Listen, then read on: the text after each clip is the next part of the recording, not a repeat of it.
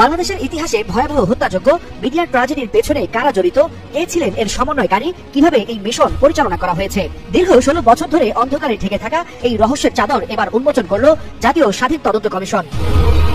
রবিবার রাতে অন্তর্বর্তী সরকারের প্রধান উপদেষ্টা ডক্টর মোহাম্মদ ইউনূসের ভেরিফাইড ফেসবুক পেজে এক পোস্টে এ নিয়ে বিস্তারিত জানানো হয়। ওই পোস্টে উল্লেখ করা হয়, বিডিআর হত্যাকাণ্ডে দলগতভাবে জড়িত আওয়ামী লীগ, আর এর মূল সমন্বয়কারী ছিলেন দলটির কেন্দ্রীয় নেতা শেখ ফজলেনুর তাপস। আর এই বিষয়ে জাতীয় স্বাধীন তদন্ত কমিশন রবিবার রাষ্ট্রীয় অতিথি ভবন যমুনায় আনুষ্ঠানিকভাবে প্রতিবেদন হস্তান্তর করেছে বলে জানানো হয় প্রধান উপদেষ্টার ফেসবুক পোস্টে।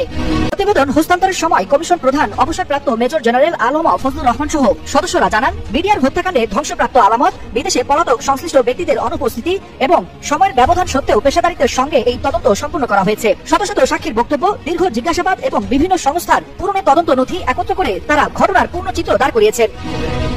এ সময় প্রধান উপদেষ্টা বলেন, বিডিআর হত্যাকাণ্ডের ঘটনায় জাতি দীর্ঘদিন ধরে অন্ধকারে ছিল। জাতীয় স্বাধীন তদন্ত কমিশন সত্য উদ্ঘাটনে যে ভূমিকা রেখেছে জাতি তা স্মরণে রাখবে। জাতির পক্ষ থেকে কমিশনের সকলের প্রতি ধন্যবাদ জানান প্রধান উপদেষ্টা। কমিশনের ভাষ্য, বিডিআর বিদ্রোহের নামে সংঘটিত 2009 সালের হত্যাযজ্ঞ ছিল পূর্ব পরিকল্পিত। তাদের পক্ষ থেকে জানানো হয়, এই ঘটনায় বিদেশি শক্তির সম্পৃক্ততা যেমন ছিল, তেমনি তৎকালীন ক্ষমতাসীন দল আওয়ামী লীগের সরাসরি জড়িত থাকার শক্তিশালী প্রমাণ মিলেছে। কমিশনের মতে হত্যাকাণ্ডটি সংঘটিত করার ক্ষেত্রে মূল সমন্বয়কের ভূমিকা পালন করেছেন তৎকালীন সংসদ সদস্য শেখ ফজলেনুর তাপস।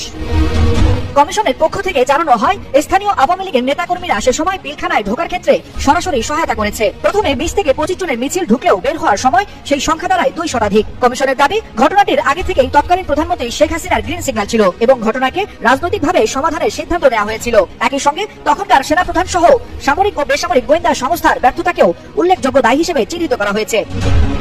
তদন্তে উঠে এসেছে, ঘটনার সময় কিছু গণমাধ্যম ও কয়েকজন সাংবাদিকের ভূমিকা ছিল অপেশাদার ও বিভ্রান্তিকর। পিলখানায় অবস্থানরত যেসব বিডিআর সদস্যকে তৎকালীন প্রধানমন্ত্রী সে সময় রাষ্ট্রীয় অতিথি ভবন যমুনায় ডেকে নিয়েছিলেন, তাদের তথ্য সঠিকভাবে সংরক্ষণ করা হয়নি, যা তদন্তকে আরো জটিল করেছে বলে দাবি করে কমিশন। কমিশন প্রতিবেদনে ভবিষ্যতে এ ধরনের বিদ্রোহ প্রতিরোধ বাহিনীগুলোর মধ্যে আস্থা ও শৃঙ্খলা নিশ্চিতকরণ এবং নিহত সেনা কর্মকর্তাদের পরিবারকে ন্যায় বিচার প্রদানের জন্য বেশ কিছু গুরুত্বপূর্ণ সুপারিশ করা হয়। ওয়ালিউল হাসানাত, যুগান্তর নিউজ।